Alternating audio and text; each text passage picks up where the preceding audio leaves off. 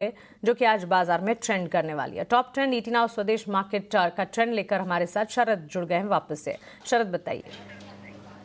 जी बिल्कुल, सबसे पहले अर्निंग्स पे नजर रखेंगे। टेक महिंद्रा के नतीजे आए हैं। यहाँ पे देखें तो मिक्स सेट ऑफ नंबर्स देखने मिला है। रेवेन्यू इनलाइन रही है, लेकिन एबिट और एबिट मार्जिन अबव एस्टिमेट्स देखने मिला है। पैट हालांकि देखें तो थोड़ी सी एस्टिमेट से कम आई है, लेकिन जो इनकरेजिंग बात है वो है कि मैनेजमेंट वित्त साल 2026 की परफॉर्मेंस जो है वित्त साल 2025 से ज़्यादा बेटर एक्सपेक्ट कर रहे हैं और एक सिक्वेंशियल रेवेन्यू ग्रोथ भी एक्सपेक्ट कर सकते हैं सेकंड क्वार्टर के लिए। तो कमेंट्री बहुत अच्छा आया है और इम्पोर्टेंटली कल भी स्टॉक जो है ट्रेड में 2% ऊपर था और हमने आपको कल ही बता दिया था कि कुछ मोमेंटम स्टॉक में देखने मिल सकता है। तो ऑफकोर्स यहाँ पे जो है इंपॉर्टेंट न्यूज़ फ्लो आ रही है।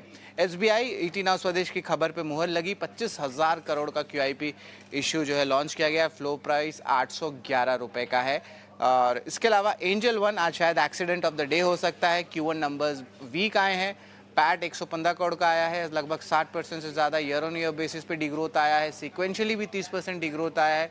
और जो सेबी रेगुलेशंस का इम्पैक्ट है FNO में, खास करके ब्रोकिंग स्टॉक्स में, कैपिटल मार्केट रिलेटेड स्टॉक्स में आज सेलिंग प्रेशर पूरे बास्केट में देखने मिल सकता है। वहीं नाल्को हिंडाल्को वेदांता पे बात करें तो यहाँ पे जो है स्टॉक स्पेसिफिक है, न्यूट्रल इम्पैक्ट रहेगा। अल्कोआ के जो नंबर्स आए हैं बेटर देन एक्सपेक्टेड है।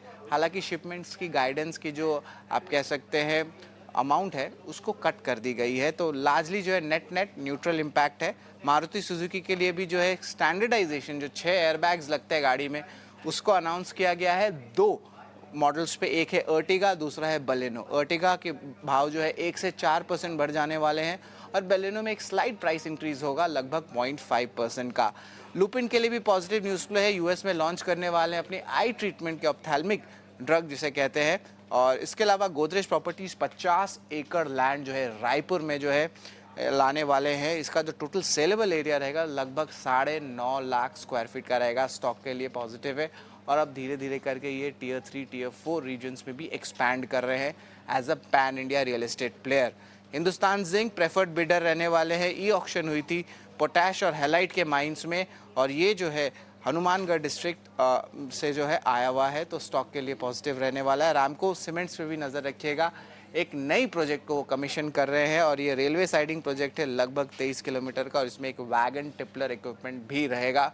और आखिरी स्टॉक हमारे टॉप 10 में रहेगा ग्लेनमार्क फार्मा। हाल ही में इन एबवी के डील में स्टॉक में अच्छी मोमेंटम आई थी और एक इन्वेस्टर डे हुआ था, लेकिन सबसे इम्पॉर्टेंट बात है कि इन्होंने अपनी मार्जिन गाइडेंस को बढ़ा दिया इस डील के बाद। अब ये जो कंसोलिडेटेड एबिटडा मार्जिन गाइडेंस रहेगा वो 23% का रहेगा। लास्ट टाइम ये आंकड़ा देखे तो 18% का रहेगा। तो आप देखिए 5% का जो है मार्जिन इंक्रीज देखने मिल रहा है ग्लेनमार्क फार्मा से। End of course broking upgrades भी देखने मिलने वाली है इस स्टॉक में।